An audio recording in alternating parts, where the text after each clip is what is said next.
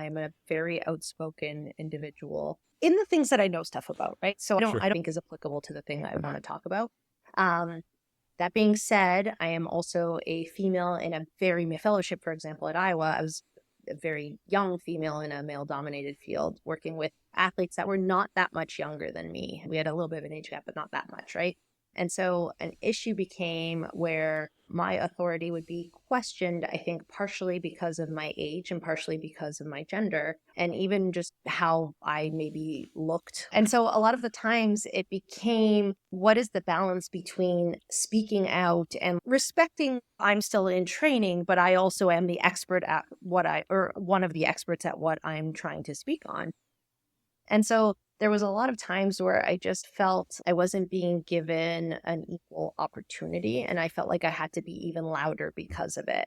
And so then that turned me into the bossy woman or the loud woman or the whatever, instead of the self-assured woman or the knowledgeable woman or whatever. So it was always these kind of negative connotations. And so the reason why I say like I had trouble with authority is because I feel like when it was my turn to be the authority, I wasn't being listened to. And so why would I respect your authority if you don't respect mine? And so that's gotten a little easier as I've gotten a little bit older because I've had more years behind me. So I can be like, look, I'm old now. Like I can prove that I look at all this stuff that I did in the meantime. But early on, it was definitely really hard to figure out where I existed because I was way younger than the coaches, but older than the athletes. And I was in this weird middle ground. And it was hard to create a name for myself and a place for myself that I just felt like I was floating between two avenues. And Brandon, you touched on it, but I feel like because I was closer in age to you guys during my training, during my fellowship, it was maybe easier for you to come talk to me than some of the older doctors. And so I ended up being like this conduit too. And I think it created a place where the athletes felt like they could trust me, which is so important to us as the team physicians, right? I need my athletes to trust me so that they know that I have their best interest at heart. But then to have it come back at me and be like, oh, they're being inappropriate or they're too close or they're too chummy. And that's not at all what it was. It was simply a mutual respect and a want to make sure that you could trust me. And I think that is something that I actually do really well with my athletes is I can help them feel understood and help take their concerns. And if I don't have the answer, find the answer for them in a way that shows them that I have their best interests at heart. And so to have that kind of denied or questioned was really frustrating and really hard and a difficult thing to deal with. Yeah. I want to keep the conversation there because I think that's the most important thing, but something I haven't really discussed much. And again, it's because of seeing you go through that, even though I wasn't focused on that as a Yeah. college athlete, and it was in season. Certainly Yeah. that was Yeah. my focus, but that environment was all authority. I think being an athlete at Iowa football at the time, it was hard to think for yourself, right? To have your own thoughts, to feel like you can, I don't know, if you have a different opinion, it wasn't necessarily okay with that conversation wasn't happening, right? Yeah. It was, here's what we're doing, here's the mission, we're striving towards this goal, and we're all pushing that way. And that was just the conversation that was had. And Yeah. there's a lot of individuals and people that I think had more going on. And so that's where my relationship with you was so much appreciated and was like a light for me at that time. When I reflect hindsight, you made me feel like my opinion was like valued and that I could have one, right? Like at Mm-hmm. all. And that maybe something I thought was right. And certainly not claiming to be perfect, but that it was just okay to have one at the time and to talk about things that weren't necessarily just Iowa football in the Iowa building was just, now that I'm past that phase of my life and it's not so much about me trying to become a professional or us trying to win a game, and it's more about like humanness in our experiences and the fullness and everything that life has to offer. It was, I just commend you for fighting that. I'd like to hear more about what you felt, what that experience was like going through that at Iowa and other places. I think that's one of the biggest reasons I wanted to have you on this podcast is because, um, like my wife, who's a strong-minded fighting for a young professional PA and just the different experiences she's had with different patients or fighting that good fight as well, the same one that you just discussed. I think that's really important for us to recognize, to have you on, to continue to open doors for other women that feel the same way, to help men recognize what we can do better, how we can improve that entire fight. So I just thanks for doing that. It's so fun to see where you are now based off of where we were in 2016 or whatever. It's yeah, I don't know if you have anything more to share about what you experienced, how you felt, what that did to you. Were there times where you almost stepped out? That's really just Yeah. I So I was very lucky that I was raised with very supportive parents that, okay, you want to do it, go do it. Fly, kiddo. And I think that's what gave me enough self-esteem to be able to know when I was not the one in the wrong and enough grace to know that when I was and how to deal with it. I think the reason I tried to be there for you guys as my athletes is because mental health is so important in sports, and as somebody who went through the injury process while I was playing sports, I knew exactly what it felt like, and I think to have that kind of connection with an athlete makes a big difference. And I wanted you to feel, yes, I was your doctor, but also I could be your friend too. Once I left Iowa, I kept in touch with a number of you guys. There's a couple of players that I still to this day keep in touch with, not everyone obviously, but a number of them. And now we are colleagues. We're right. I am no longer your doctor. And I think we are humans first, and humans need connection. And I think as physicians, we're always encouraged these days to rush and hurry through an appointment so we can see as many patients as we can. But on the field, like when somebody needs that support, their physical well-being will never be good enough if their mental well-being isn't there too. Right. And there's, there's this concept called learned helplessness, where if something goes wrong one time, you constantly think it's going to always go wrong. And until you can break out of that cycle up here, it doesn't matter that your knees are better or your hips better or whatever injury is better. If this isn't better, it's not going to click. You're never going to play the way you were playing before. And so I thank you for recognizing that, Brendan, because it was important to me and it's important to the way that I practice medicine. And I don't think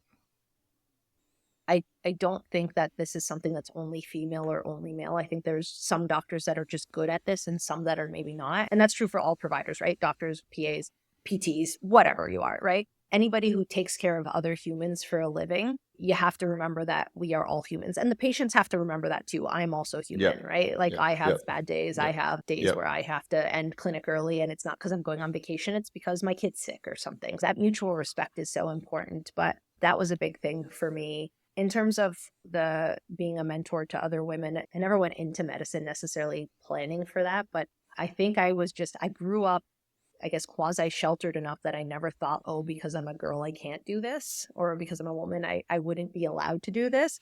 And so when I hit that hard stop, and it is not it was a learning experience for me. I was like, oh, this is what it's going to be like when I go into practice. Okay, now I get it. And there was some time where I did question, am I dressing like too I don't even like the word provocatively because it wasn't. But are my clothes just a little too fitted? Should I wear baggier clothes? Should I have my hair in a For ponytail sure. only? Should I Yeah, never wear makeup? Should I yeah. deny parts of myself that are just part of me? And it was one of those times where I had to think through it. And I didn't have any female physician mentors at the time. All of my mentors at Iowa and even previously at Mayo were all men. And I never thought anything of it because those were my bros. I was a tomboy. That's how we roll. But like, there is some small minutiae in medicine that women have to deal with that are totally different than our male colleagues. And no matter how many times I explain it to people, those microaggressions are going to continue to exist for me compared to my male colleagues. They just are.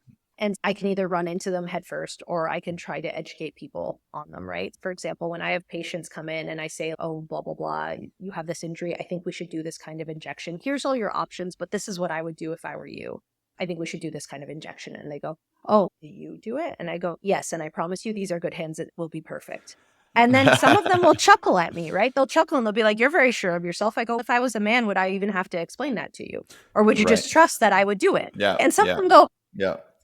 okay, yeah, you should do it. Like, it's just calling people out on that little tiny microaggression that they didn't even realize they had. And Yeah. inevitably, these are good hands. Like, I'm not Yeah. lying, right? Yeah. It is, I have honed my skills. I am very good at what I do, and I acknowledge that now. And I have the chops to back that acknowledgement. And so I promise good care because I have worked so hard over the last 15 years now to perfect that skill. I've been in practice now, 9 years? But I was in residency and fellowship. It's been like 15 years of post-secondary education. More than that, actually. God, like 20 years. I've been in this country for a really long time. I just think that helping people understand and then teaching women that come after me to have that same mentality is like, you have to be sure of yourself because nobody's going to be sure of you for you. So get the chops to back it up and then show people why you're so good at what you do. And you don't have to shove it down their throat, but you have to speak a little louder than some of your male colleagues sometimes. It's just, it is what it is. And eventually that will change. And I think for Brendan, you asked, what can you guys do as men? I think understanding, I think for athletes that have female doctors, understanding that they are the doctor and they are there to do a job and don't even make the comments in the locker room.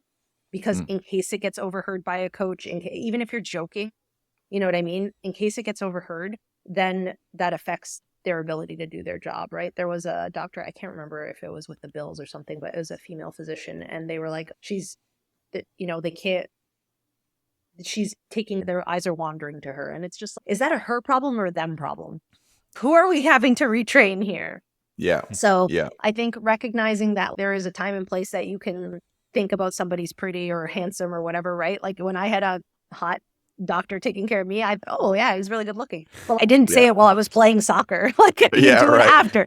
You can acknowledge somebody's, how they make you feel, but like there's a time and place for everything, right? And in the locker room or in front of your coaches, that is certainly not the time and place. And I think that as colleagues, men just acknowledging that, maybe we do have a little bit more of an uphill battle, but that doesn't mean that we're like some sort of DEI hire or whatever. Like I paid my dues to get here, and being able to recognize that like I bring maybe a different perspective on how to take care of things, but that doesn't mean my perspective is any less valuable than yours might be.